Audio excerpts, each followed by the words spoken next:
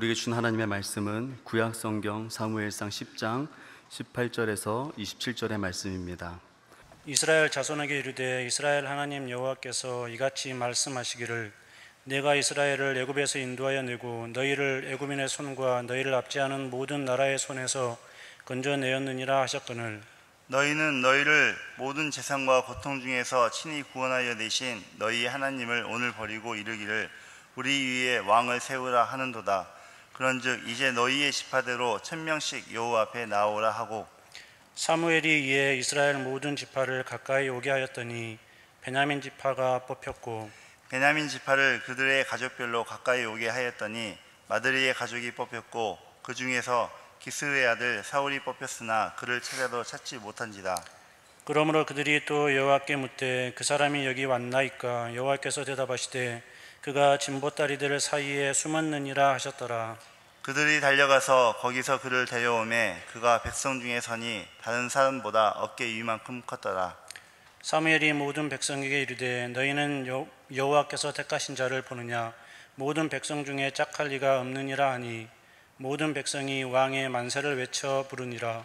사무엘이 나라의 제도를 백성에게 말하고 책에 기록하여 여호와 앞에 두고 모든 백성을 각기 집으로 보내매 사울도 기브와 자기 집으로 갈 때에 마음이 하나님께 감동된 유력한 자들과 함께 갔느니라.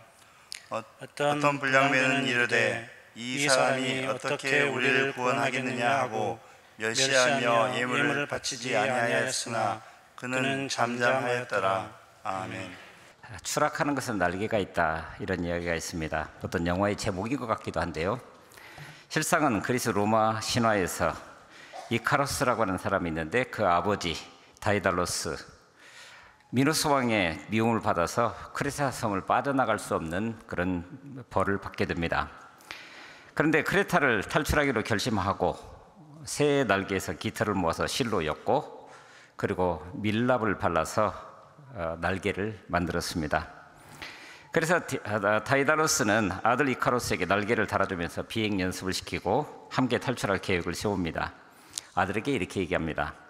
너무 높이 날면 태양의 열에 의해서 밀랍이 녹으니 너무 높이 날지 말고 또 너무 낮게 난다면 바다의 물기에 의해서 날개가 무거워질 것이니 육지에 다다를 때까지는 항상 하늘과 바다의 중간으로만 날아라. 이렇게 단단히 주의를 주었다는 거예요. 그런데 드디어 탈출하게 된 날, 날개를 단 다이달로스는 아들 이카로스와 함께 하늘로 날아 올라갔는데 태양빛이 환히 비치는 것을 보면서 이카로스는 자유롭게 날게 되자 그냥 태양빛을 향해서 직진해 가면서 너무 높게 날게 되었다라고 하는 겁니다. 그러자 어떻게 됐을까요? 결국은 태양의 뜨거운 열에 의해서 깃털을 붙였던 밀랍이 녹게 되었고 날개를 잃고 바다에 떨어져서 죽고 맙니다. 그래서 이것을 이카로스의 패러독스, 역설이죠. 분명 그 시작은 날개가 있어서 창공을 향해서 뻗어나갈 수 있는 기반이 든든했는데 그런데 그 결과는 추락이라니. 그럼 그 사이에 어떤 일이 있었다는 거예요. 언젠가 한번 소개해드린 적이 있는데 스티브 파라라고 하는 분이 쓴 삶의 마지막까지 쓰임받는 하나님 사람이라고 하는 책이 있습니다. 근데 그 책의 전체적인 내용은 이거예요. 우리의 인생, 우리의 사역이라고 하는 것은 어떻게 시작하느냐의 문제가 아니라 어떻게 마무리하느냐, 그것의 문제다. 그러면서 그 책에 보면 1945년도에 미국에서 돌풍을 일으켰던 20대 명설교자 3사람을 소개를 합니다. 척 템플턴, 브론 크리포드, 그리고 빌리 그레암. 이들의 10년 후는 어떻게 되었을까? 템플턴은 그의 신앙에서 멀어져서 대중의 기억에서 사라지는데 불과 몇 년 걸리지 않았습니다. 클리포드는 10년 지났을 때 가족을 버려둔 채 방탕한 생활을 하다가 35의 나이에 아무도 울어주는 사람 없는 한 시골의 허름한 여인 속에서 눈을 감았습니다.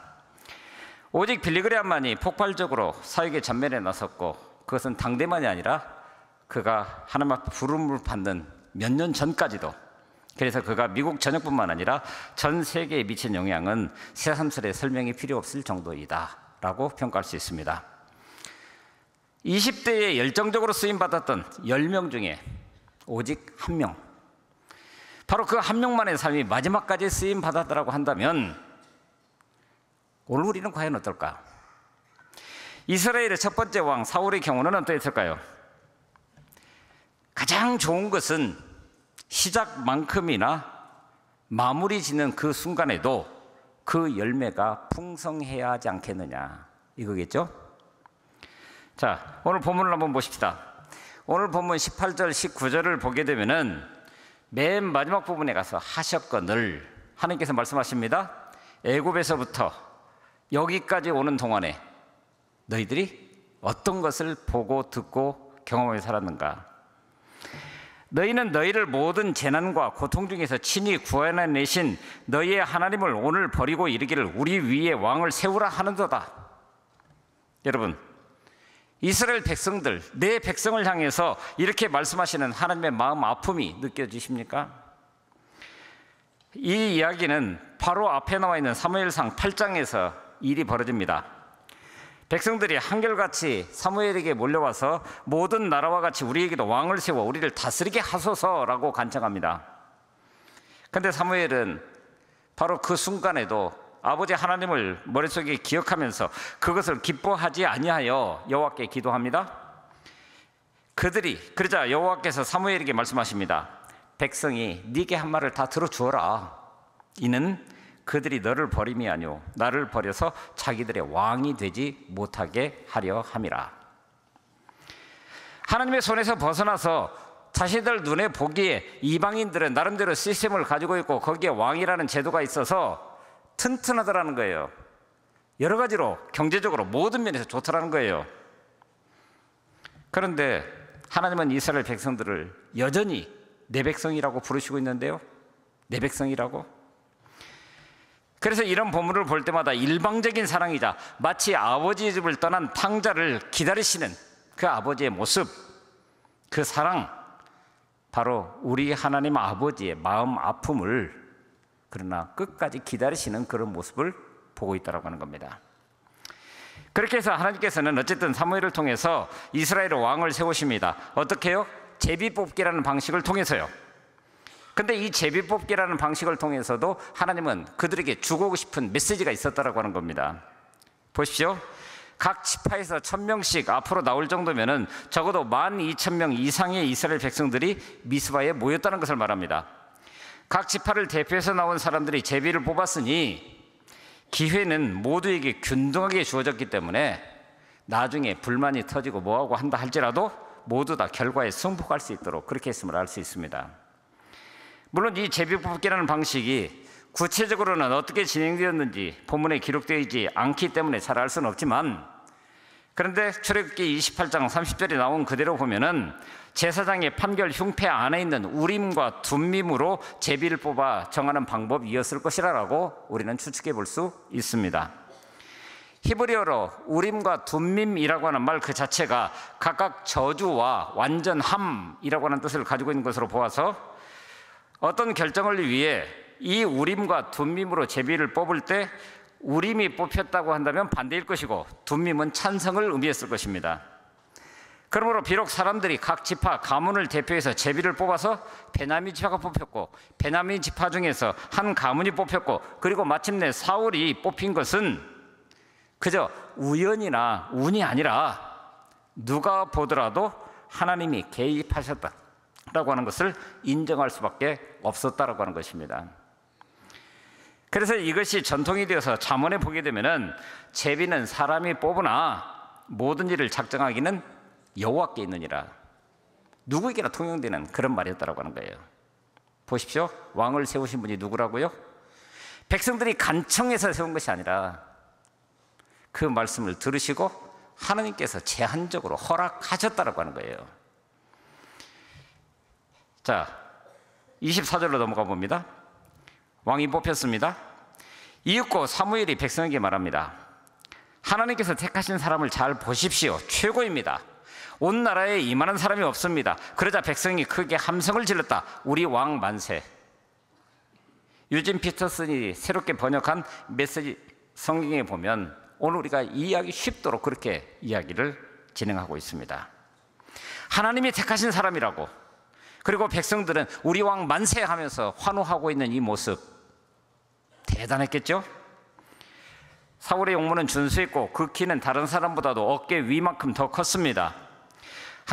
사무엘은 하나님이 개입하신 제비뽑기를 통해서 왕으로 뽑힌 사울을 두고 어쩌면 사무엘이 보기에도 모든 백성 가운데 짝할 리가 없다라고 이야기할 만큼 준수한 사람이었다라고 하는 것. 사울과 같은 용모가 뛰어난 자가 이스라엘에게 또 있느냐, 이런 말로 사울을 치켜 세운 그런 측면도 있죠. 이처럼 압도적인 사울의 용모는 이스라엘의 백성 그 모두의 호감을 사는데 충분했고, 당연히 사울을 왕으로 인정하고 왕이 만세를 부르면서 환호했습니다. 그 출발점이 그랬다는 거예요. 그런데 우리가 잘 알고 있는 것처럼 그렇게 세워진 사울 왕은 그야말로 하나님이 뽑아 세우신 하나님의 사람으로 그야말로 왕의 길을 제대로 걸어갔습니까?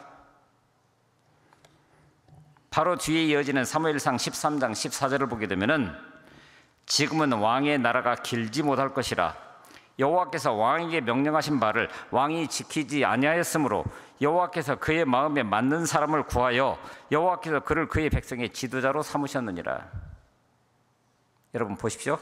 사울 왕이 몇 년을 왕위에 있었습니까? 40년입니다. 그런데 바로 이 이야기는 사울 왕의 초창기에 이루어진 일입니다. 40년을 어떤 의미에서 보면은 기다리고 또 기다리시는 아버지 하나님의 마음을 거기서 볼 수 있는 거예요. 우리 인간이 볼 수 있는 것과 또 다른 측면.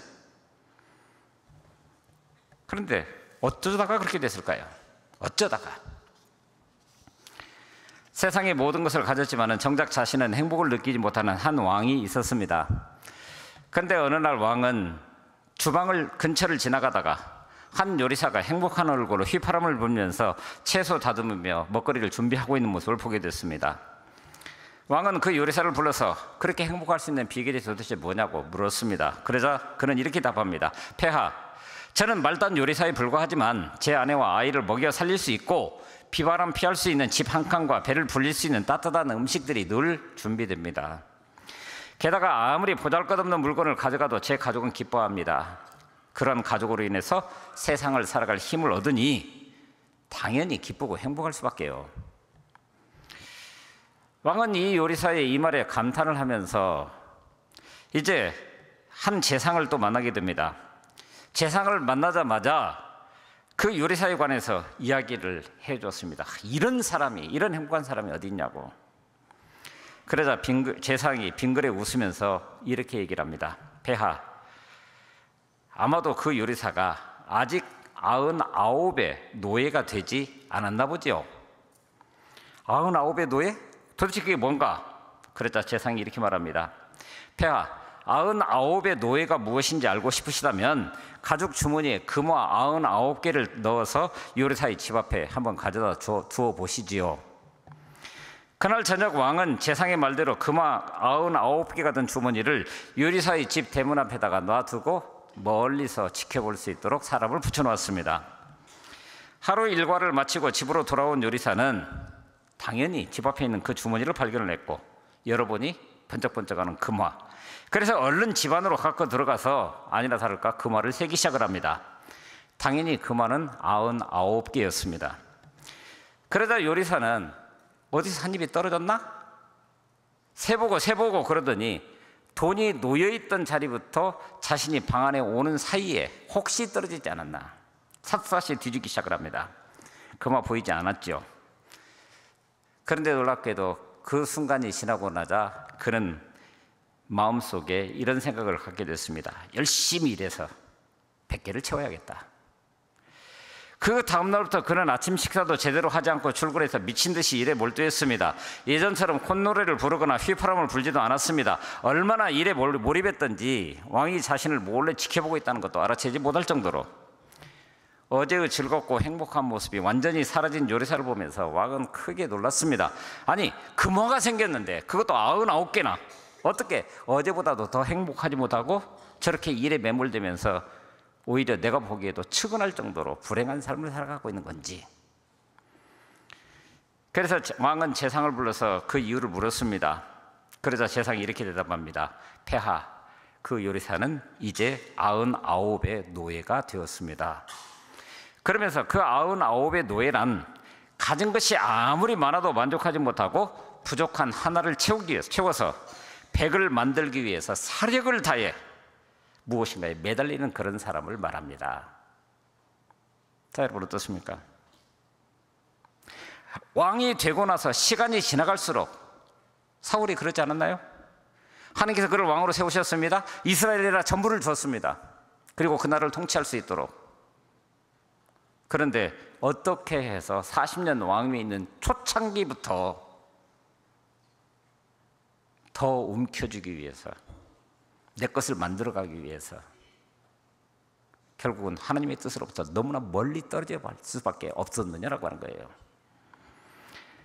여러분, 혹시 우리 그 부족한 하나를 채우기 위해서 99의 99의 노예가 되어서 극심한 스트레스를 참아가면서 일의 노예, 돈의 노예, 아니 그 무엇의 노예가 되어서 오늘 우리가 오늘을 살아가고 있는 것 아닌지 혹시. 그런데 보십시오. 인간은 그런 방향으로 흘러가는데 하나님께서는 사울을 왕으로 세우시면서 어떤 준비를 하셨습니까? 9절 말씀 볼까요? 그가 사무엘에게서 떠나려고 몸을 돌이킬 때에 하나님이 새 마음을 주셨고, 오늘 우리로 말하면은 주 안에 있으면 새로운 피조물이라 이전 것은 지나갔으니 보라 새 것이 되었도다라고 하는 그 장면을 상상할 수 있는 바로 그 모습입니다. 어제의 사울과 오늘의 사울이 다른 거예요. 하나님께서 사무엘에게 사울의 머리에 기름을 붓고 이스라엘 왕으로 세우실 것을 말씀하셨습니다.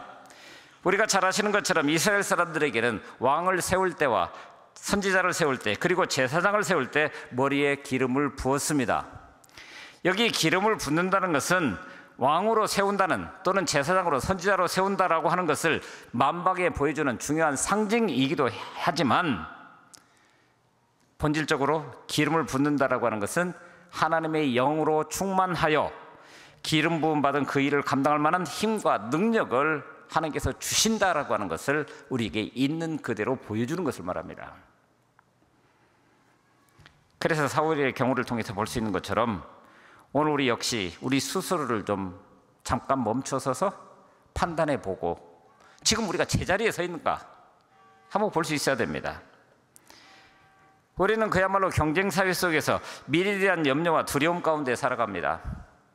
자녀 교육 문제, 자녀 교육이 어느 정도 돼서 이제 자라나서 자기 몫을 감당할 때쯤 되니까 불완전한 노후가 또 염려가 됩니다. 그 사이에 우리는 그저 내가 머리 붙이고 잠들 수 있는 주택 문제 하나를 두고도 전전긍긍하면서 조금씩이라도 넓혀가려고 무진 애를 쓰면서 그렇게 살아갑니다. 소위 사회와 안전망의 불확실한 그 불확실성 때문에 우리는 늘 불안해할 수밖에 없습니다. 그래서 이러한 삶의 긴장감은 인간의 발전이 문명의 진보라고 하는 거침없는 속도 경쟁에 사로잡혀서 거기서 도태하면 모든 것이 끝장이다라고 이야기할 만큼 우리 스스로가 거기에 매몰되어서 어딘가를 향해서 막 달려가고 있는 것 같은 그런 모습으로 오늘을 살아간다는 거예요. 그래서 어떤 분은 사람의 시간은 사람의 속도로 진행된다. 똑같은 24시간이 주어졌음에도 불구하고 내가 지금 추구하고 있고 매몰되어 있는 그게 무엇이냐에 따라서 그 시간이 24시간 똑같은 시간임에도 불구하고 각각 다르게 느껴지는 바로 그런 상황을 얘기를 하는 거죠. 그런데 우리 인생이 정말 전부 그걸까요? 10년쯤 전에 신문에 났던 기사니까 지금은 많이 차이가 있을지는 모르겠지만 오늘 우리에게 대단히 중요한 한 가지 교훈을 던져주는 것이 있는데, 최근 출시되고 있는 전기차와 하이브리드카, 10년 전에는 그것은 미래였습니다. 대기 오염을 줄이는 동시에 소음까지 없애는 데 성공했다라고 이야기를 합니다. 여러분들 차는 어떻습니까? 어떤 때는 이렇게 서 있다가 보면 시동을 켰는지 안 켰는지 모를 만큼 조용할 때도 있습니다. 그래서 나도 모르는 사이에 건널목에서 서고 있는 사이에 그 스타팅 버튼을 이렇게 눌러버리는 그런 경우도 있습니다. 자기도 모르는 사이에 꺼져 있는 줄 알고. 그런데 주행 중 이런 소리가 별로 나지 않다가 보니까 시각 장애인은 물론이고 보행자와 어린이들이 자동차가 자신에게 다가오는지 안 다가오는지도 모르는 채로 사고 날 확률이 많다라고 하는 거예요. 그래서 하이브리드 자동차 업체들은 우리가 들고 다니는 셀룰라 폰의 벨소리와 같은 가짜 소리라도 사람이 접근하게 되면 부르릉 소리가 날 수 있도록 하는 그런 방안을 연구 중이라고. 그래서 그 신문 기사는 이렇게 마무리 짓고 있습니다. 과거 자동차 업체는 어떻게 하면 소음을 줄일지를 고심했지만 이제는 가짜 소음을 내서라도 소리를 적당하게 키우는 방법을 모색하는 새로운 현상이 벌어지고 있다. 이렇게 평가를 했습니다. 뭐죠? 제가 보기에는 우리 인간이 문제입니다. 너무 시끄러워도 문제이고 너무 조용해도 문제입니다. 우리 신앙생활도 마찬가지죠. 너무 시끄러우면 곧 거기에 매몰되어서 내 방향을 잃어버려요. 내가 지금 어디 서 있는지를, 적어도 믿음의 사람이라고 하면서도 마땅히 서야 할 곳이 어디인지를 모르는 채로 그렇게 살아가는 경우들이 있습니다. 또 너무나 조용하면 그야말로 오늘 우리의 삶이 아무 일이 없는 것처럼 평온히 지나가면은 왜 그러는지 하나님을 잊어버리고 제가 가고 싶은 곳으로 가기 십상입니다. 때로는 폭풍을 몰아치는 것처럼 우리 인생이 소용돌이치는 그런 경험들, 또는 반대로 너무 열심히 살아가다 보니까 내가 어디로 가는지도 판단할 수 없이 오로지 그것에 몰두할 때가 오늘 우리 가운데 한두 번이 아니라는 거예요. 그런데 보십시오. 자, 저와 여러분 지금 이 자리에 나와 있죠? 왜 나와 계십니까? 왜 나와 계십니까? 물론 우리는 예배드리기 위해서 이 자리에 섰습니다. 그런데 예배드린다라고 하는 이것 자체가 사실은 인간의 시간을 거슬러서 하나님의 시간을 살아내겠다고 하는 다짐인 거예요.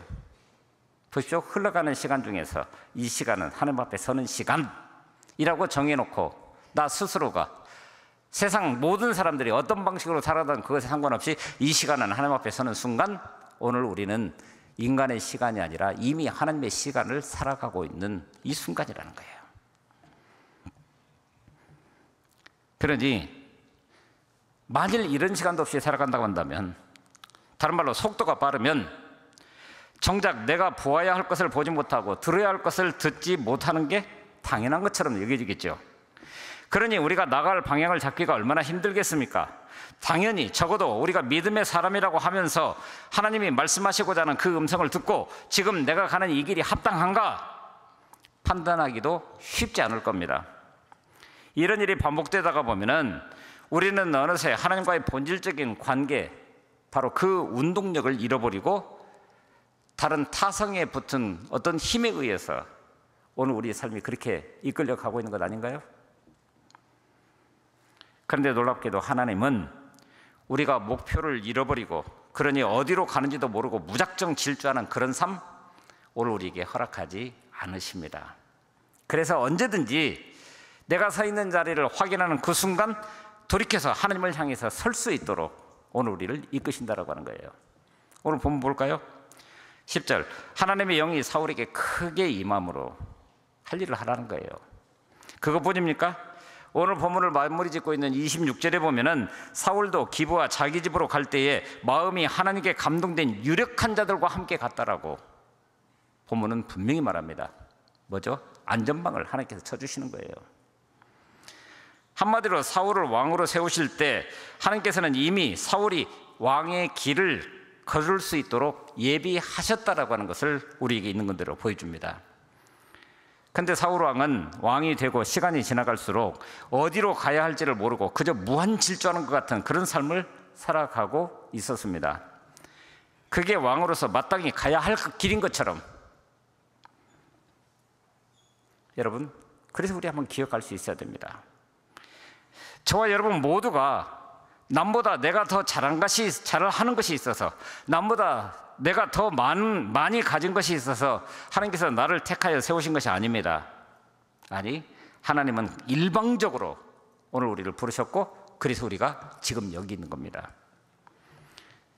그러니 그것을 깨달아 하는 그 순간 우리는 바로 그 하나님의 부르심에 거룩한 부담감, 그것으로 그 앞에 응답하면 그것으로 족한 겁니다. 나머지는 하나님께 맡겨드리면 됩니다. 그러면 하나님께서 나를 들어쓰시며 이끄셔서 하나님이 마음에 합한, 마음에 두신 그 일을 행할 수 있도록 오늘 우리를 이끄실 것입니다. 이것이 하나님의 영에 이끌림을 받는 삶입니다. 가장 먼저는 내가 누구인지를 아는 삶, 그래서 하나님 앞에 나 자신을 이렇게 세울 수 있는 그런 삶. 그러면 하나님께서는 그 순간에 우리가 지금 세상의 시간을 거슬려서 하나님 앞에 예배하는, 곧 모든 시간의 주인은 내가 아니라 하나님이라는 사실을 깨닫게 된다면 우리는 당연히 성령 하나님의 인도하심을 구하게 됩니다. 그래서 성령 충만할 수 있습니다. 성령의 이끌림을 받아 살아가는 삶이라고 하는 것은 자신의 탄탄한 미래를 위한 투자 목적이 아니라 바로 매 순간의 삶이 자신을 통해서 역사하시는 하나님을 위한 선한 영향력을 준비하는 삶으로 오늘 우리를 거기 세우시고 그리고 그 길을 갈 수 있도록 이끄신다라고 하는 거예요. 그래서 우리는 궁극적으로 하나님께 영광 돌리는 삶, 아니 그 영광에 아예 참여하는 자로 그런 기회를 얻어 거기에 서게 되는 것입니다. 사람의 마음이 새롭게 되는 것은 인간의 노력 또는 인간의 어떤 수양 또는 훈련 이런 것으로 되는 게 아니죠. 하나님께서 일방적으로 오늘 우리의 거룩한 부담감을 가지고 응답하고자 그 자리에 설 때 성령의 충만함을 우리 가운데 허락하시고 그러면 새 사람으로 여기 서서 하나님 기뻐하시는 그 일들을 감당할 수 있게 될 것입니다. 우리 모든 성도님들, 그러므로 바로 이 자리에서 언제나 하나님의 은혜를 먼저 기억하고 그 은혜 아래서 나는 누구인가를 스스로 깨달아 안다면 삶 속에서는 성령 충만해서 이제는 하나님을 기쁘시게 하는 삶을 살아나갈 수 있는 귀한 은혜가 우리 가운데 함께할 것을 믿습니다. 우리 모두에게 그런 은총이 충만할 수 있기를 간절히 바랍니다.